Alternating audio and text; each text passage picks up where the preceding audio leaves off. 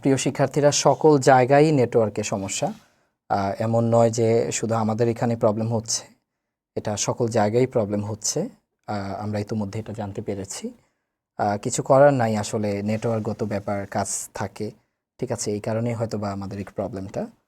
তো আশা করছি এখন ত্রুটি আর হবে না। হ্যাঁ, আর যদি বাই চান্স নেটওয়ার্কগত ত্রুটি থাকে, আগামীকাল স্যার এই ক্লাসটির আপনাদেরকে রেকর্ড ক্লাস দিয়ে দিব। আগামীকাল এই ক্লাসটি রেকর্ড দিয়ে দিব যদি এখন সমস্যা হয়। প্রিয় শিক্ষার্থীরা, তাহলে আপনারা একটু লাইভে চলে আসেন। কিছু করার নাই, আসলে নেটওয়ার্কগত ব্যাপার, কাজ থাকে, ঠিক আছে, এই কারণে হয়তো বা আমাদের প্রবলেমটা আর হবে না। প্রিয় শিক্ষার্থীরা, আপনারা আবার একটু শেয়ার করে দেন, কষ্ট করে আবার শেয়ার করে দেন এবং চলে আসেন। আগামীকাল এই ক্লাসটি রেকর্ড দিয়ে দিব যদি এখন সমস্যা হয়।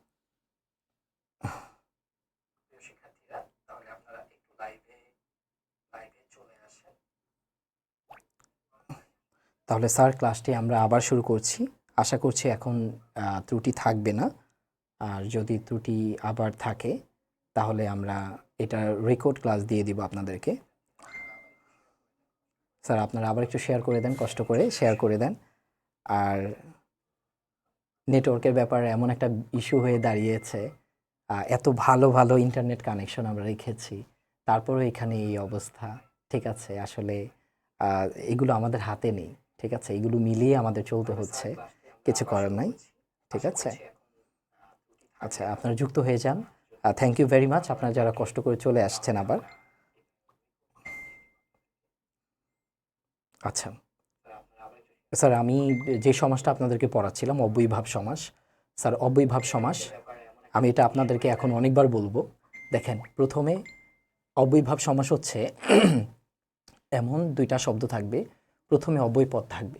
অব্যয়পদ হচ্ছে এমন একটা পদ যেগুলোর মিনিং সাধারণত করা যায় না, যেগুলো কি করে স্যার, অন্য একটা শব্দের সাথে যদি ব্যবহার করি আমরা, তখন কি হয়, ওই শব্দকে প্রভাবিত করা যায়, নতুন শব্দ তৈরি করা যায়, কিন্তু নিজস্ব কোনো মিনিং নাই, ঠিক আছে।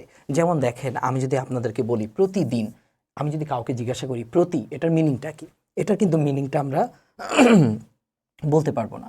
তারপর দেখেন, আমি যদি বলি অঘারাম, অঘারাম কি, বোকা মানুষকে বোঝায়, তাই না। এখন বিষয়টা হচ্ছে স্যার, অঘা এর মিনিং যদি আপনাদেরকে কাউকে জিজ্ঞাসা করি, তাহলে এটা কিন্তু বলা যাবে না, ঠিক আছে। এভাবে দেখেন, আমি যদি বলি আমরণ, এখন দেখেন মরণ মানে কি স্যার, মরণ মানে মৃত্যু, কিন্তু আমি যদি বলি আমরণ, আমরণ মানে হচ্ছে কি মৃত্যু পর্যন্ত। এখন দেখেন, এই যে আমরণ যে শব্দটা, শব্দটার কিন্তু মিনিংটা আমরা কি বেঁচে যাচ্ছে। আচ্ছা, বেঁচে যাচ্ছে। আচ্ছা, তারপর আমি একটু সামান্য দেখি যতটুকু সম্ভব। স্যার, এটাকে আমি একদম শর্টকাটে আমি বলে দিচ্ছি।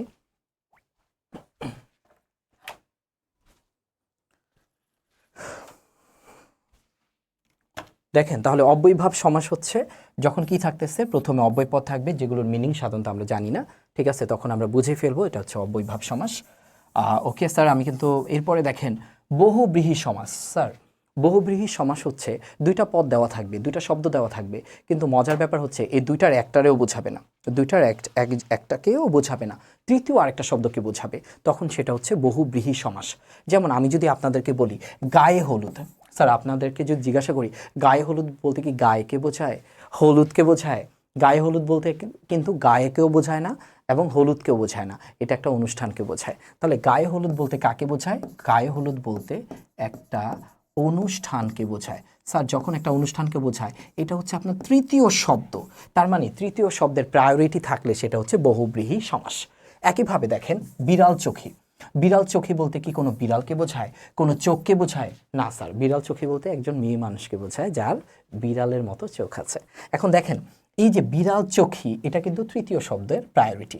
একইভাবে অকর্মা, এটা কি অকে বোঝাইলো, কর্মকে বোঝাইলো না, অকর্মা বলতে কি একজন অপদার্থ, মানে যে কাজ করতে পারে না এমন একটা মানুষকে বোঝাইছে। একইভাবে হাতাহাতি, হাতাহাতি বলতে কি হাতকে বোঝাইছে, হাতিকে বোঝাইছে, হাতকেও বোঝায় নাই, হাতিকে বোঝায় নাই, এটা হচ্ছে মারামারিকে বোঝাইলো, মারামারি, তার মানে দেখেন অন্য একটা শব্দকে বোঝাইলো। একইভাবে পাচাটা, পাচাটা শব্দটা আমরা যদি বলি স্যার পাচাটা বলতে দেখেন স্যার পাচাটা বলতে আমরা কি বুঝি? এটা কি পাকে বোঝায়? এটা কি চাটাকে বোঝায়? নো, এটা মূলত কি বোঝায়? তোষামত করাকে বোঝায়, মানে ভিন্ন কোনো অর্থবোধক শব্দকে বোঝায়। চৌচালা বলতে কারে বোঝায়? চৌচালা বলতে চৌ মানে হচ্ছে আপনার চার, আর হচ্ছে চাল। স্যার চালও বোঝায় নাই, চালকেও বোঝায় নেই, চারকেও বোঝায় নেই। এটা বুঝাইছে কাকে বুঝাইছে? চৌচালা মূলত ঘরকে বুঝিয়েছে। কাকে বুঝিয়েছে? ঘরকে বুঝিয়েছে। তার মানে যখন ভিন্ন শব্দকে বোঝাবে তখন সেটা হচ্ছে বহুব্রীহি সমাস। তাহলে বহুব্রীহি সমাস হচ্ছে যে দুইটা শব্দ দেওয়া থাকবে সেই দুইটা শব্দর কাউকে বোঝাবে না, তৃতীয় আরেকটা শব্দকে বোঝাবে, সেটা হচ্ছে বহুব্রীহি সমাস। তাহলে দেখো 6টা সমাসকে আমি একটু শর্টকাটে বলে দিচ্ছি। দ্বন্দ্ব সমাস হচ্ছে যেই সমাসে দুইটা শব্দই প্রায়োরিটি পাবে, প্রাধান্য পাবে, সেটা হচ্ছে দ্বন্দ্ব সমাস। আর আমরা যদি বলি দ্বিগু সমাস, যদি প্রথমে সংখ্যাবাচক শব্দ থাকে এবং দ্বিতীয় শব্দকে বোঝায়, সেটা হচ্ছে দ্বিগু সমাস। আমরা যদি বলি কর্মধারয় সমাস, যে শব্দের দ্বিতীয় পদকে আমরা প্রায়োরিটি দিব এবং বিভিন্ন কৌশলে, সেই কৌশলগুলো আমরা একটু পরে জানব, বিভিন্ন কৌশলে আমরা এটাকে সমাসবদ্ধ করতে পারবো। তৎপুরুষ সমাস হচ্ছে যখন আমরা বিভক্তি দিব, দুইটা শব্দের মাঝে যখন বিভক্তি দিব তখন আমরা বিভক্তি কি, যেমন স্যার আপনার জানেন ও, তারপর হচ্ছে শূন্য, ঠিক আছে, এটা হচ্ছে প্রথমা। দ্বিতীয় বিভক্তি হচ্ছে কেরে, তৃতীয় বিভক্তি হচ্ছে দ্বারা দিয়া কর্তৃক, চতুর্থী বিভক্তি জন্য, নিমিত্ত, কেরে অর্থ, ঠিক আছে। পঞ্চমী হতে থেকে চেয়ে, ষষ্ঠী রয়ের, সপ্তমী এ অ এবং তে। এই শব্দগুলো যদি বাক্যের মাঝে মানে শব্দের মাঝে দেয়া যায় তখন সেটাকে আমরা বলছি বিভক্তি। ওকে, যদি বিভক্তি থাকে তৎপুরুষ সমাস। এরপরে দেখেন আমরা বলতেছি অব্যয়ী ভাব সমাস। যদি অব্যয় পদ থাকে, এমন কোনো পদ যেগুলোর মিনিং সাধারণত করা যায় না, সেটাকে বলছি আমরা অব্যয় পদ। অব্যয় পদ যদি থাকে সেটা হচ্ছে অব্যয়ী ভাব সমাস। বহুব্রীহি সমাস যদি বলিস তাহলে এই তৃতীয়, এটাকে বলি থার্ড শব্দের প্রায়োরিটি, মানে এখানে যে দুইটা শব্দ আছে এগুলোরে বোঝাবে না, এখানে যে শব্দ আছে এগুলোকে বোঝাবে না, এখানে যে শব্দ আছে এগুলোকে না বুঝিয়ে অন্য শব্দকে বোঝাবে, সেটা হচ্ছে বহুব্রীহি সমাস। আশা করি বহুব্রীহি সমাসটাও বুঝতে পেরেছেন। এখন দেখেন পরীক্ষাতে যদি এগুলো আসে, আপনি এখনো পর্যন্ত এগুলো পারবেন না, কারণ এগুলো পারার জন্য আপনাদের আরও দক্ষতা প্রয়োজন, আপনাদের আরেকটু শিখতে হবে। আসেন আমরা একটু দেখে নিই আর কি কি শিখতে হবে। দেখেন আপনাকে মূলত কর্মধারের সমাসটা একটু ডিটেলসে শিখতে হবে। দেখেন কর্মধারের সমাসটা আমরা যদি একটু ডিটেলসে বলি, দেখেন কর্মধারের সমাসের প্রধান যে রূপগুলো আছে, প্রথমটা হচ্ছে সাধারণ কর্মধারের সমাস। সাধারণ কর্মধারের সমাসটা আমি একটু পরে বলবো। এটা ছাড়া প্রধান 4টা সমাস আছে। একটা হচ্ছে মধ্য পদলোপী কর্মধারের সমাস। দেখেন আমি যদি দুইটা শব্দকে এমনভাবে সাজাই, মাঝে কিছু শব্দ অটোমেটিক্যালি চলে আসে, ঠিক আছে, সেই শব্দকে যখন আমরা বাদ দিয়ে দিব, মাঝের পদ বাদ দিয়ে দিব, সেটা হচ্ছে মধ্য পদলোপী কর্মধারয় সমাস। একটু খেয়াল করে দেখেন, সিংহাসন, আসেন আমরা একটু বিশ্লেষণ করি। আমি যদি বলি দেখেন সিংহাসন শব্দটা কিভাবে আসছে, সিংহ, তারপর হচ্ছে চিহ্নিত, তারপর হচ্ছে আসন। তাহলে স্যার আপনি একটু খেয়াল করে দেখেন, আমি যদি যখন বলতেছি সিংহ চিহ্নিত আসন, মূলত এটা একটা আসনকে বুঝিয়েছে, তার মানে দ্বিতীয় পদকে বুঝিয়েছে। তাহলে ড্যাম শিওর এটা হচ্ছে কি স্যার? এটা হচ্ছে কর্মধারয় সমাস। এবং এখানে যে বিষয়টা আমরা দেখতে পাচ্ছি সেটা হচ্ছে যে আপনার মাঝের যে পদ আছে এটা কিন্তু বাদ হয়ে গেল। যখন মাঝের পদটা বাদ হয়ে যাবে তখন সেটা হচ্ছে আপনার মধ্যপদলোপী কর্মধারয় সমাস। তবে এটা চেনার একটা বুদ্ধি আমি শেখাই দিই, সেটা হচ্ছে শব্দ কিন্তু অনেক বড়, ঠিক আছে, কিন্তু একত্র মানে দেখেন এই শব্দ কিন্তু একটা শব্দ, কয়টা আপনি যদি খেয়াল করেন দেখেন, সিংহাসন একটা শব্দ, পলান্ন শব্দ কয়টা? একটা, মানে দুইটা শব্দ একত্রিতভাবে এমনভাবে মিশে গেছে এখন শব্দটা দেখে মনে হচ্ছে একটা শব্দ। সিংহাসন শব্দটা আপনারা বলেন তো এটা কি? একটা শব্দ। এটা তো আমি আপনাকে বলি নাই সিংহ তারপরে আসন এরকম বলি নাই, বা বাড়ি ভাড়া, দেখেন বাড়ি একটা শব্দ, ভাড়া একটা শব্দ, তাই না? কিন্তু আপনি বলেন সিংহাসন কি এরকম দুইটা শব্দ? সিংহাসন কিন্তু একটাই শব্দ। সুতরাং আপনি যদি দেখেন যে একটা শব্দ কিন্তু তার মধ্যে অন্তর্নিহিতভাবে দুইটা শব্দ আছে এবং দ্বিতীয় শব্দ কি বোঝা যাচ্ছে, দ্বিতীয় শব্দকেই বোঝাচ্ছে, তখন আপনি নিশ্চিন্ত থাকতে পারেন যে এটা হচ্ছে মধ্যপদলোপী কর্মধারয় সমাস। তাহলে দেখেন মধ্যপদলোপী কর্মধারয় সমাস আমরা এভাবে বুঝবো, সেটা হচ্ছে এখানে লুকায়িত দ্বিতীয় পদকে বোঝাবে, ঠিক আছে। দেখেন পলান্ন এর মধ্যে লুকায়িত শব্দ আছে অন্ন। দেখেন অন্ন মানে কি? ভাত, খাবার, ঠিক আছে। তার মানে পল মিশ্রিত অন্ন, ঠিক আছে, পল বিস্তৃত অন্য, কিন্তু হয়ে গেল পলান্ন। তার মানে এখানে শব্দ হয়ে গেছে একটা, আর একটা শব্দ থাকলে আমরা ড্যাম শিওর এটা মধ্য পদলোপী কর্মধারয় সমাস। আচ্ছা ওকে, তারপর খেয়াল করে দেখেন স্যার, আশা করি এখন আপনারা এখন নেটওয়ার্কগত ত্রুটি আছে কিনা জানি না, ঠিক আছে, একটু কষ্ট করে দেখে নেন। আর যদি দেখি যে আসলে অবস্থা খুবই খারাপ, কালকে আপনারা রেকর্ডেড ক্লাস পেয়ে যাবেন, অসুবিধা নাই। আমি আপনাদের জন্য কষ্ট করে আবার রেকর্ডেড ক্লাস দিয়ে দিব, নো প্রবলেম। আচ্ছা দেখেন, উপমান, উপমান যদি বলি, উপমান হচ্ছে একই রকম, একই রকম। দেখেন আমি একটু ভিন্নভাবেই বলবো আপনাদেরকে। দুইটা শব্দ দেওয়া থাকবে, কিন্তু দুইটা শব্দ দেখতে দেখতে মানে হচ্ছে তাদের অন্তর্নিহিত যে বৈশিষ্ট্য বা কালার বা রং, এই রংগুলো একই রকম। দেখেন আমরা কিভাবে একই রকম বলছি, আপনারা একটু দেখে নেন। যদি আমি আপনাদেরকে বলি ভ্রমর কৃষ্ণ কেশ, দেখেন ভ্রমর দেখতে কেমন? ভ্রমর দেখতে কালো।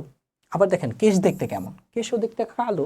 তাহলে দুইটা শব্দ দেখতে যখন একই রকম, তখন সেটাকে আমরা বলছি উপমান। তাহলে উপমান মানে হচ্ছে একই রকম। এরপর দেখেন কাজল, কাজল দেখতে কেমন? কালো। কালো দেখতে কেমন? কালো। অরুণ দেখতে কেমন? উজ্জ্বল। রাঙা দেখতে কেমন? উজ্জ্বল। তাহলে দেখেন সূর্য যখন পূর্ব দিকে উদিত হয়, তখন আমরা দেখি রাঙা সুপ্রভাত।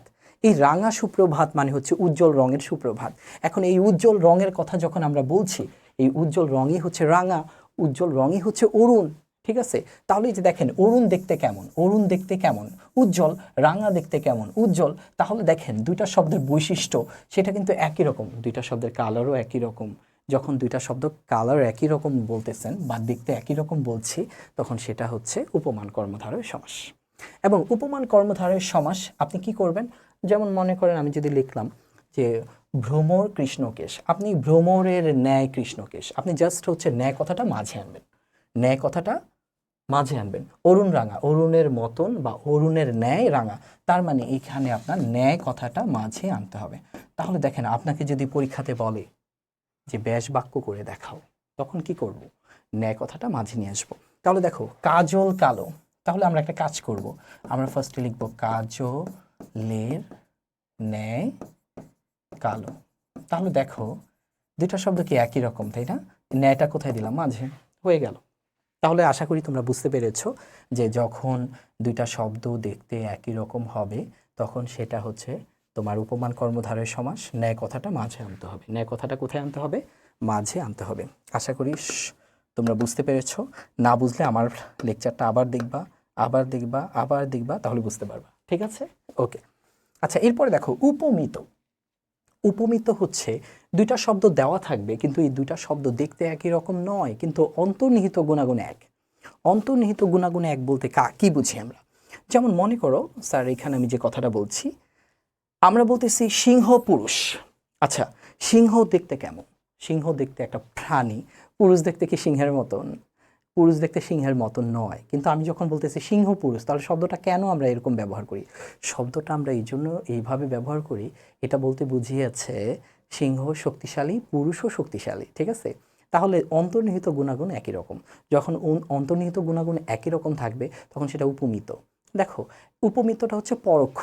ঠিক আছে, তার মানে গুণ আছে পরোক্ষ, মিল আছে পরোক্ষ। আর ওইটা ছিল প্রত্যক্ষ। প্রত্যক্ষ মানে দৃশ্যমান। ঠিক আছে, আর এটা কি দৃশ্যমান নয়, কিন্তু গুণ তো আছে। ঠিক আছে, তারপরে দেখো আমি যদি বলি মুখ চন্দ্র, তাহলে মুখটা কি তোমার গোলাকার, চন্দ্রটা কেমন? গোলাকার। তাহলে দেখো দুইটার মধ্যে মিল আছে, মুখ দেখতে গোলাকার, চন্দ্র দেখতে গোলাকার। তাহলে এই দুইটার মধ্যে অন্তর্নিহিত মিল আছে, তাহলে সেটা হচ্ছে উপমিত। তাহলে আবার একটু ব্যাখ্যা দিচ্ছি। উপমান হচ্ছে দেখতে একই রকম, একই রকম। আর উপমিত হচ্ছে দুইটা শব্দের তোমার দেখতে একরকম নয়, কিন্তু অন্তর্নিহিত ভাবে একই রকম। অন্তর্নিহিত ভাবে একই। ঠিক আছে, ওকে। আচ্ছা রূপক, দেখো রূপক হচ্ছে দুইটা শব্দ দেওয়া থাকবে, এটা একমাত্র কল্পনার জগতে মিল করা সম্ভব, বাস্তব দুনিয়ায় মিল নাই। কল্পনাতে মিল আছে, বাস্তব দুনিয়ায় মিল নাই। এগুলোর মধ্যে দেখো ব্যবহার করাটা কিন্তু যৌক্তিকতা আছে। এই শব্দগুলো যে আমরা ব্যবহার করছি, এই শব্দগুলো হচ্ছে প্রায়োগিক শব্দ, ব্যবহার করা যায় সহজে। কিন্তু রূপক হচ্ছে এটা কল্পনার জগতে তোমাকে এটা কি করতে হবে? মিল করতে হবে। যেমন মনে করো আমি বললাম যে বিষাদ এবং সিন্ধু। এখন দেখো বিষাদ সিন্ধু কথাটা ব্যবহার করি আমরা। বিষাদ মানে কষ্ট, সিন্ধু মানে সাগর। কষ্ট এবং সাগর তুমি কেমনি মিল করবা বলো তো? এটা এটা একমাত্র আমরা মিলকরণ করি কোথায়? কল্পনার জগতে। তখন আমরা রূপ কথাটা মাঝে নিয়ে আসবো। কোন কথাটা মাঝে নিয়ে আসবো? রূপ কথাটা। যেমন আমরা ফার্স্টে বলবো বিষাদ রূপ সিন্ধু, এটা হচ্ছে বিষাদ সিন্ধু, রূপ কথাটা নিয়ে আসবো। একইভাবে প্রাণ পাখি, এই শোনো, প্রাণ এবং পাখির মধ্যে মিল আছে? দেখতে একই রকম, দেখতে এক কালার। প্রাণ কেমন দেখতে, পাখি কেমন দেখতে? প্রাণ এবং পাখি দেখছো কোনোদিন? কোনোদিন দেখো নাই। তাহলে মিলটা কিভাবে সম্ভব? কল্পনার রাজ্যেই এটার মিলকরণ করা সম্ভব। কল্পনার রাজ্যে যদি মিলকরণ করতে চাও তোমাকে অবশ্যই রূপ কথাটা ইউজ করতে হবে, তাহলে সেটা হচ্ছে রূপক কর্মধারয় সমাস। একইভাবে দেখো মন মাঝি, মন মাঝি, দেখো মন দেখতে কেমন, মাঝি দেখতে কেমন? মন এবং মাঝির কোনো মিল নাই, কিন্তু আসলে মন মাঝিকে মিল করা যাবে কল্পনার জগতে, ঠিক আছে? তখন তুমি লিখবা মন রূপ মাঝি। একইভাবে জীবন এবং প্রদীপ, দেখো জীবন মানে তো জীবন, ঠিক না? প্রদীপ মানে হচ্ছে কি? বাতি। জীবন এবং বাতির মধ্যে আসলে মিল নাই, কিন্তু কল্পনার জগতে মিল করা সম্ভব। তাহলে জীবন এবং প্রদীপ। এবং শব্দের প্রায়োরিটি দেখো দ্বিতীয় পদকে বুঝাইছে। প্রাণ পাখি বলতে একটা পাখিকেই বুঝিয়েছে, বিষাদ সিন্ধু বলতে মূলত সিন্ধুকেই বুঝিয়েছে, মন মাঝি বলতে একজন চালিকা শক্তি লোককেই বুঝিয়েছে, জীবন প্রদীপ বলতে একজন প্রদীপকেই বুঝিয়েছে, তাই না? তার মানে দেখো দ্বিতীয় শব্দের প্রায়োরিটি পেয়েছে। তাহলে প্রিয় শিক্ষার্থীরা, এই অংশটা কিন্তু বেশ কঠিন বা জটিল, তোমরা এটাকে আবার একটু দেখে নেবা, ঠিক আছে? আচ্ছা, ওকে, ওয়েল, আমরা একটু প্র্যাকটিসে চলে যাচ্ছি। দেখো তৎপুরুষ সমাস যখন পড়াতে গিয়েছি, বিভক্তির কথা আমি তোমাদেরকে আগেই বলে দিয়েছি। দেখো বিভক্তির কথা যখন আমি বলেছি যে প্রথম বিভক্তি হচ্ছে শূন্য, অ, তারপরে ও, দ্বিতীয় হচ্ছে কে রে, তৃতীয় বিভক্তি হচ্ছে দ্বারা দিয়া কর্তৃক, চতুর্থী হচ্ছে কে রে জন্যে অর্থ, পঞ্চমী হচ্ছে হতে থেকে চেয়ে, ষষ্ঠী রোয়ের এবং সপ্তমী এ অতে। এখন আমরা একটু প্র্যাকটিস করব। আমাকে একটু বলো, এই বই পড়া এবং চুল টানা এটা তৎপুরুষ সমাস। এটা তৎপুরুষ সমাস কেন? কারণ এগুলোর মাঝে এগুলো দিতে হবে। দেখো তৎপুরুষ সমাস হচ্ছে দুইটা শব্দকে মিলকরণ করার জন্য বিভক্তি আনতেই হবে। বিভক্তি কোনগুলো? এইগুলো। এই কোনটা আনবা বলো, মিলাও, ফার্স্টে আনসারটা বলো, প্রথমটা বলো। বই পড়া চুল টানা, এটা বলো কি তৎপুরুষ সমাস? দ্বিতীয় তৎপুরুষ, তৃতীয়, চতুর্থী, পঞ্চমী, ষষ্ঠী, সপ্তমী। কমেন্ট করো, কমেন্ট করো, কমেন্ট করে আমাকে একটু জানায় দাও এটা কি তৎপুরুষ সমাস, কি তৎপুরুষ সমাস এটা?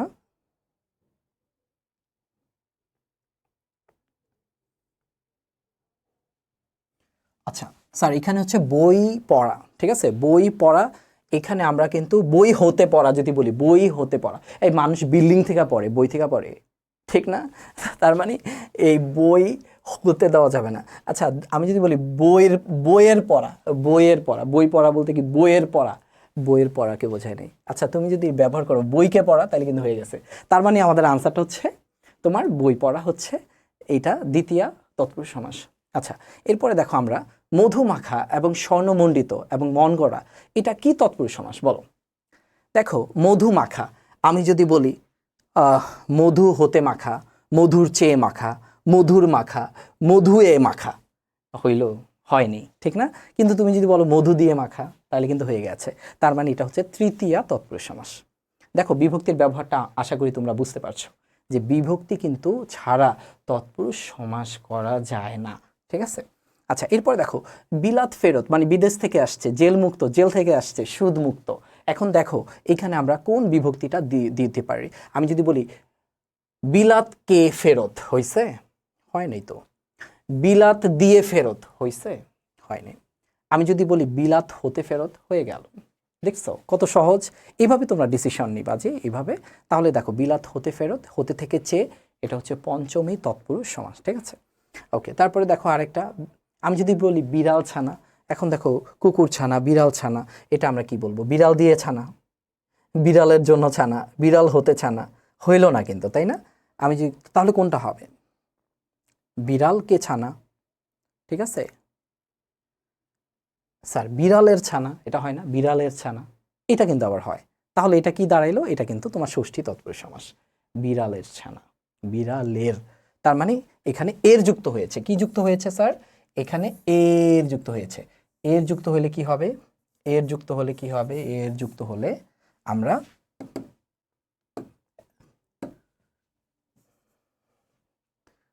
আচ্ছা, এর যুক্ত হলে, এখানে যেহেতু এর যুক্ত হয়েছে তোমরা বুঝতেই পারছো, এর যুক্ত হয়েছে বিড়ালের ছানা, সুতরাং এটা ড্যামশোর ষষ্ঠী তৎপুরুষ সমাস।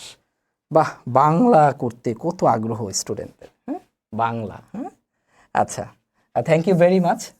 স্পেশালি আজকে এত নেটওয়ার্কগত ত্রুটি, তারপরে তোমরা কষ্ট করে ক্লাস করছো, আশা করি এটার একটা প্রাপ্তি তোমরা পাবা, ঠিক আছে। আর আমরা পরবর্তীতে ভিডিওটা চেক করে দেখব, যদি এই ভিডিওটাতে অনেক বেশি সমস্যা থাকে এটা অবশ্যই আমি রেকর্ডেড ক্লাস তোমাদেরকে দিয়ে দিব, আশা করি সমস্যা নিয়ে তোমাদের প্রবলেম হবে না।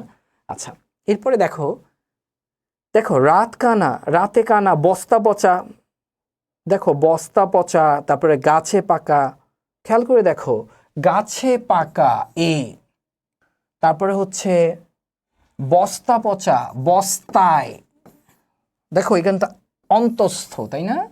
রাত কানা, রাতে, রাতে কানা, ঠিক আছে। তাহলে রাতে কানা এটা কিন্তু এ, তো বুঝতে পারছো যে যদি বিভক্তি দিতেই হয়, যদি বিভক্তি দিতেই হয়, বিভক্তি ছাড়া যদি করা না যায়, তৎপুরুষ সমাস, ঠিক আছে। তাহলে তৎপুরুষ সমাসের জন্য তোমাদেরকে বলেছিলাম বিভক্তি জানা লাগবে, বিভক্তি প্রথমে ঠাটা মুখস্থ করবা, ঠিক আছে। যে প্রথমা শূন্য অ, দ্বিতীয় হচ্ছে কে রে, তৃতীয় হচ্ছে দ্বারা দিয়া কর্তৃক, চতুর্থী কে রে জন্যে, পঞ্চমী হতে থেকে চেয়ে, ষষ্ঠী রয়ের, এবং সপ্তমী হচ্ছে এ অ এবং তে, ঠিক আছে। এটা এগুলো ঠাটা মুখস্থ করবা, এগুলো মুখস্থ করলে আর প্রবলেম হবে না। এবং এই শব্দগুলো কি করবা, এই শব্দগুলোর মাঝে বসায় বসায় চেক করে দেখবা কোনটা বসানো যায়, যেটা বসানো যায় সেই তৎপুরুষ সমাস। 2 নাম্বারটা হইলে 2 নাম্বার তৎপুরুষ সমাস, 5 নাম্বার হইলে 5 নাম্বার তৎপুরুষ সমাস, মানে পঞ্চমী তৎপুরুষ সমাস, 7 নাম্বার হইলে সপ্তমী তৎপুরুষ সমাস। আশা করি তোমরা বুঝতে পারছো। এইগুলোকে যদি তোমরা ঠিকমতো মুখস্থ করো তাহলেই তুমি এটা পারবা, আদারওয়াইজ পারবা না। আচ্ছা, ওকে। আচ্ছা, এখন এই মুহূর্তে আমরা একটা কাজ করতে পারি, এখানে এই সমাজগুলোকে কিন্তু এখন আইডেন্টিফাই করতে পারবো আমরা। যেমন আমি তোমাদেরকে যদি বলি মা বাবা, এটা কি? দেখো মা বাবা এখানে হচ্ছে দুইটা শব্দই, তাহলে তোমরা লিখবা মা ও বাবা, মা ও বাবা, এবং এটা হচ্ছে তোমার দ্বন্দ্ব সমাস। আমি কিছু সমাস করাই দিই, ঠিক আছে। তারপর দেখো মাসি পিসি, এটাও দুইটা একই শব্দ, সুতরাং তুমি লিখবা মাসি ও পিসি, এটা হচ্ছে দ্বন্দ্ব সমাস। স্মৃতিসৌধ, আচ্ছা স্মৃতিসৌধ এটা তুমি আসলে কিভাবে করবা? দেখো স্মৃতিসৌধের কথা যদি আমি বলি, স্মৃতিসৌধ, স্মৃতিসৌধ, দেখো স্মৃতিসৌধ এটা বানাই, হ্যাঁ, কেন? দেখো স্মৃতি শব্দ কিন্তু বানানো শিখতে হবে। এটা হচ্ছে তোমার লিখতে হবে স্মৃতি, স্মৃতি রক্ষার জন্য, মানে হচ্ছে রক্ষার্থে, রক্ষার্থে সৌধ। দেখো তাহলে এখানে ধর তুমি কি করলা, এই রক্ষার থেকে বাদ দিলা, তার মানে মধ্য বাদ দিলা, মধ্য পদকে বাদ দিলা, মধ্য পদকে হাওয়া করে দিলা, তার মানে মধ্য পদলোপী কর্মধারয় সমাস, মধ্য পদলোপী কর্মধারয় সমাস। আশা করি বুঝতে পারছো বিষয়টা। আচ্ছা, এরপরে দেখো ছেলে মেয়ে, এই দুইটা শব্দ একই, ছেলে ও মেয়ে, দ্বন্দ্ব সমাস। যথারীতি এটা তোমাদের দেখো বুঝতেই পারতেছো, যথা এই শব্দ হচ্ছে একটা অব্যয়, অব্যয়ীভাব সমাস, একটু আগেই তোমাদেরকে পড়াইছি।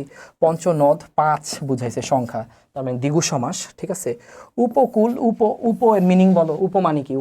উপর মিনিং পারো না, মিনিং পারো না মানে অব্যয়ীভাব সমাস, খুব সহজ।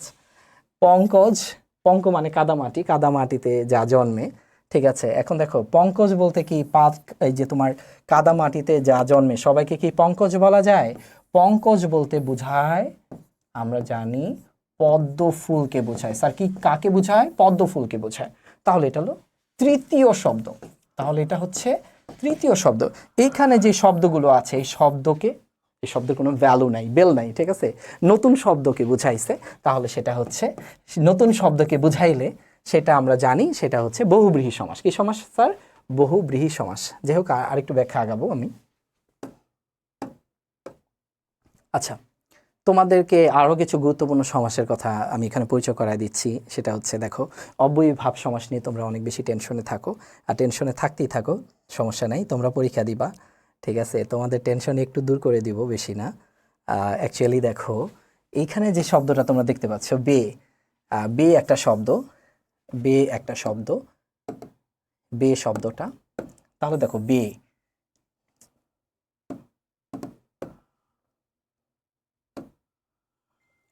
এখানে এই কালারটা নেই। আচ্ছা, বে একটা শব্দ, গড় একটা শব্দ, প্রতি একটা শব্দ, একটা শব্দ, এইগুলোর মিনিং বের করো। দেখো এগুলোর যদি মিনিং করতে যাও একটু পরে আসলে কে যে কি চিন্তা ভাবনা করবা আই ডোন্ট নো, তার মানে মিনিংই জানো না। যখন মিনিং জানো না এটা ড্যাম শিওর এটা অবৈভাব সমাস। এখন দেখো আমি এখানে তোমাদের যে কথাটা বলতেছি, ফার্স্ট অফ অল বে, আমি যদি বের কথা বলি, এই বে মানে কি বলো, বে, বের মিনিং পারো না। গড় মানে কি বলো, গড় এটা তুমি ভিন্ন একটা শব্দকে বলবা যে স্যার গড় করা। প্রতি, প্রতি মানে কি, প্রতির মিনিংও কিন্তু আমরা জানি না। তারপর আয়ের মিনিংটাও কিন্তু আমরা জানি না। যখন এরকম অব্যয় পদগুলো বাক্যের শুরুতে থাকবে তখন তাকে আমরা বলতেছি অব্যয়ভাব সমাস। এগুলোর অর্থ আমরা জানি না, সুতরাং এগুলো কি অব্যয়ভাব সমাস। আশা করি অব্যয়ভাব সমাস বুঝে ফেলছো। ওকে, এখন দেখো দ্বিগু সমাস নিয়ে আরেকটু আমি তোমাদেরকে বলতেছি। দেখো আমি যদি তোমাদেরকে বলি 7 সমুদ্র, 13 নদী, চৌরাস্তা, দুমুখ ত্রিভুজ, খেয়াল করে দেখো এগুলোর মধ্যে কি আছে, সংখ্যা আছে। কি আছে স্যার, এগুলোর মধ্যে আছে সংখ্যা। আর যদি সংখ্যা থাকে সেটাকে আমরা বলি দ্বিগু সমাস। সংখ্যা থাকলে কি দ্বিগু সমাস। এবং আরেকটা জিনিস বুঝতে হবে, অবশ্যই দ্বিতীয় পদকে বুঝাতে হবে। যদি আবার 3 নাম্বার কোনো পদকে বুঝায় ফেলে তাহলে কিন্তু হবে না, ঠিক আছে।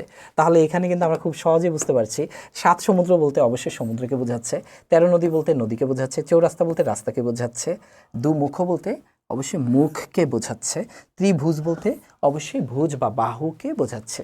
আচ্ছা, তাহলে দেখো এগুলোকে আমরা ব্যাস বাক্য করবো কিভাবে, 7 সমুদ্রের সমাহার, 13 নদীর সমাহার, চৌরাস্তার সমাহার, দুমুখের সমাহার, ত্রিভুজের সমাহার।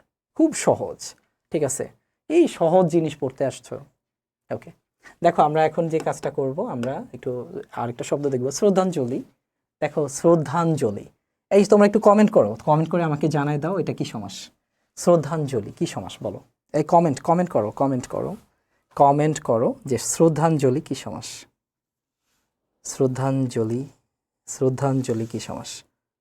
শ্রদ্ধাঞ্জলি, তোমাদেরকে শ্রদ্ধাঞ্জলি জানাচ্ছি তোমরা যারা আমার ক্লাস করছো। হ্যাঁ, শ্রদ্ধাঞ্জলি, শ্রদ্ধাঞ্জলি, হ্যাঁ কমেন্টে জানায় দাও শ্রদ্ধাঞ্জলি কি সমাস। এখন বোঝা যাবে, ঠিক আছে, বোঝা যাবে শ্রদ্ধাঞ্জলি বলতে কারে বুঝে।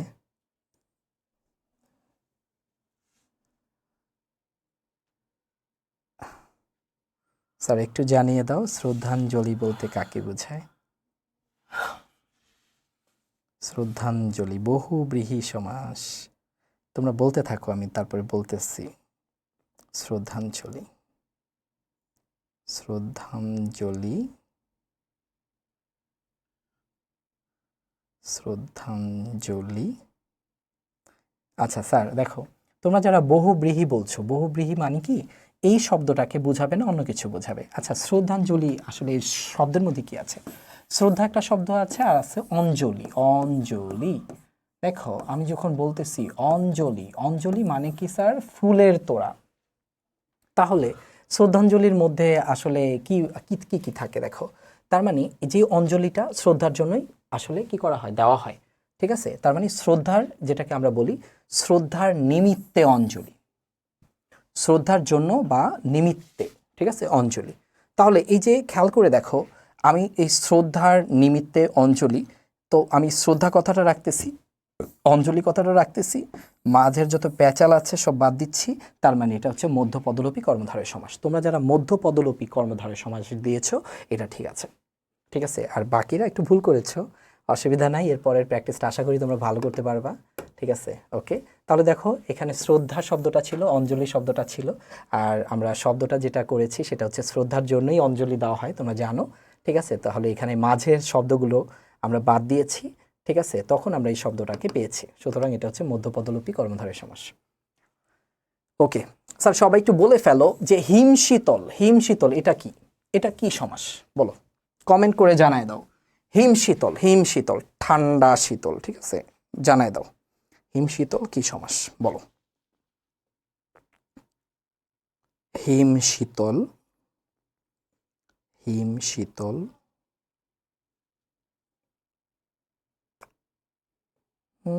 নেটওয়ার্কের অবস্থা আসলে ভালো না।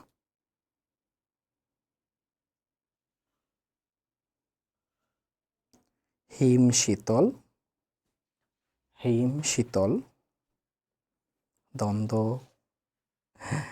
আহিয়া Aaravi, thank you very much sir, তোমারটা হয়েছে।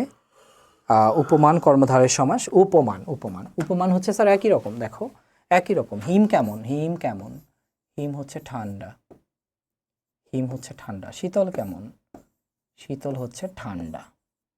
তাহলে দুইটা শব্দ কি, একই বৈশিষ্ট্য, একই রং অথবা একই বৈশিষ্ট্য থাকলে সেটা হয়ে যাবে অবশ্যই উপমান কর্মধারয় সমাস, উপমান কর্মধারয় সমাস। আশা করি বুঝতে পারছো। আচ্ছা,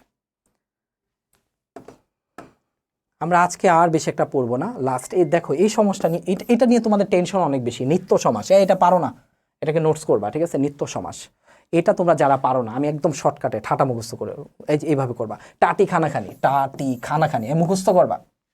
যে শব্দের শেষে টাটি খানাখানি থাকে, কি থাকে? টাটি খানাখানি থাকে, টাটি খানাখানি থাকে, এবং এবং মাত্র থাকে, কাল থাকে শুরুতে, কাল থাকে শুরুতে, অন্তর থাকে শেষে, অন্তর থাকে শেষে। তবে অন্তর থাকার চান্স 80%, অন্তর থাকার চান্স 80%। যদি এই শব্দগুলো বাক্যের শেষে, মানে শব্দের শেষে থাকে, তাহলে সেটা নিত্য সমাস। এই নিত্য সমাস তোমরা পারো না, পরীক্ষাতে এগুলো আসে, আসার পরে তোমরা টেনশনে থাকো, ধর স্যার এগুলা বুঝি না, কি শিখায় না শিখায় স্যার পারি না, ঠিক আছে? এগুলোর মেন কারণ হচ্ছে স্যার আসলে এক একটা সমাস এক এক রকম, তো তোমাকে শিখে নিতে হবে। তুমি যদি নিত্য সমাস না পড়ো, তাহলে এগুলো তো তুমি দ্বন্দ্ব দ্বিগু ওগুলাই দিবা, ঠিক আছে? এটা স্বাভাবিক। তাহলে দেখো আমরা একটু নিত্য সমাসটা শিখে নিব। যদি শেষে কি থাকে, শেষে যদি টাটি খানা খানি থাকে, মাত্র থাকে, আর হচ্ছে অন্তর থাকে, ঠিক আছে? আর কাল, কালো শব্দটা থাকবে, কাল শব্দটা থাকবে শুরুতে, তাহলে সেটা হচ্ছে নিত্য সমাস। আশা করি তোমরা নিত্য সমাস বুঝছো। আচ্ছা দেখো, কিছুই বুঝো নাই, প্র্যাকটিস দেখো। তোমরা খেয়াল করে দেখো, যুগান্তর, দেখো এখানে অন্তর আছে, ঠিক আছে? এখানে কি আছে? অন্তর আছে। এই যে আমি কিন্তু বলছি এই যে অন্তর। তারপর দেখো মাত্র, দেখো এখানে মাত্র আছে, ওই যে মাত্র। তারপর এখানে টি আছে, টাটি বলছি কিন্তু। তারপরে দেখো স্থানান্তর, স্থানান্তর, ধর্মান্তর, অন্তর, অন্তর, অন্তর, এই যে দেখছো, এই যে অন্তর যদি থাকে, তাহলে এই যে দেখো অন্তর যদি থাকে, তখন আমরা বুঝেই ফেলছি এটা হচ্ছে নিত্য সমাস। এবং অন্তর থাকলে একটা মজার ব্যাপার, শুধু অন্য লিখে দিবা, কি লিখবা? অন্য লিখবা। অন্য লিখলে কিন্তু তোমার সমাসটা হয়ে গেল।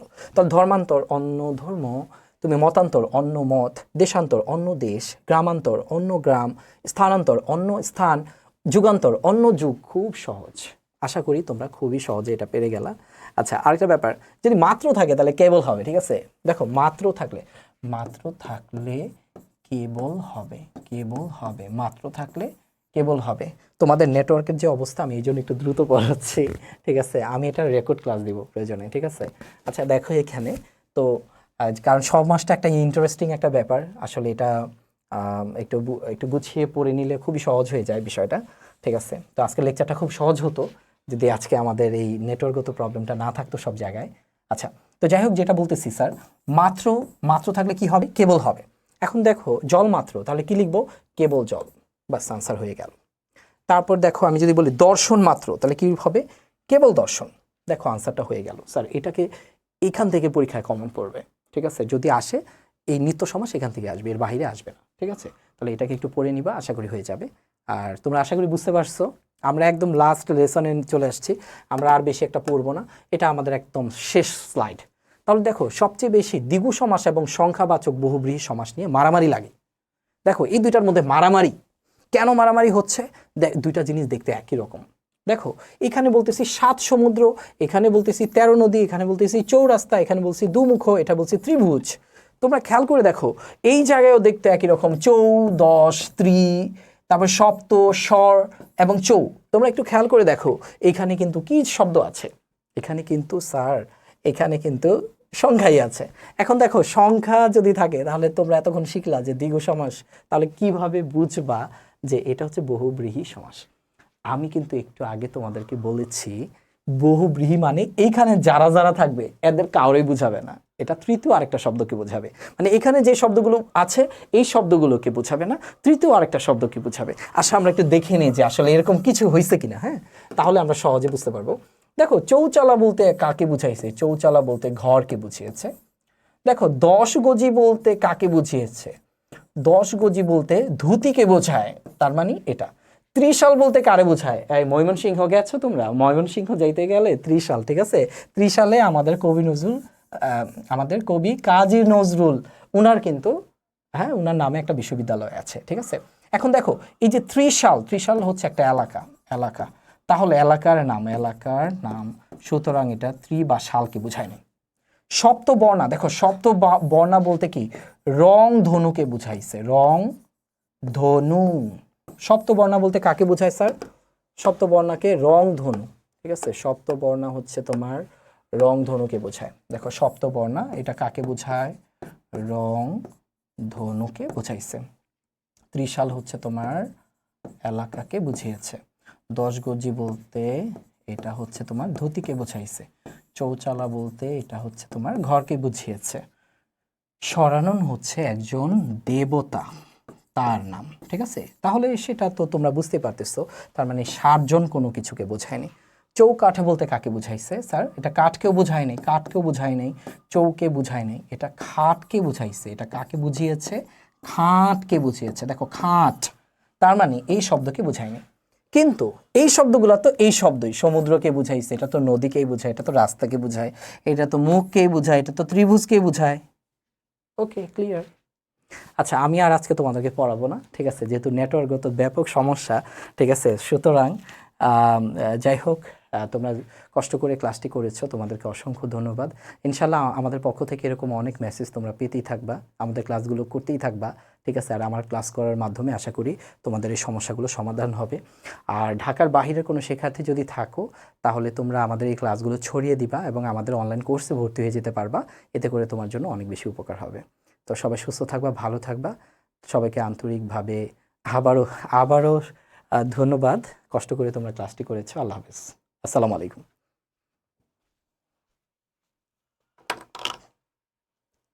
আজকে লেসনটা ভালো ছিল কিন্তু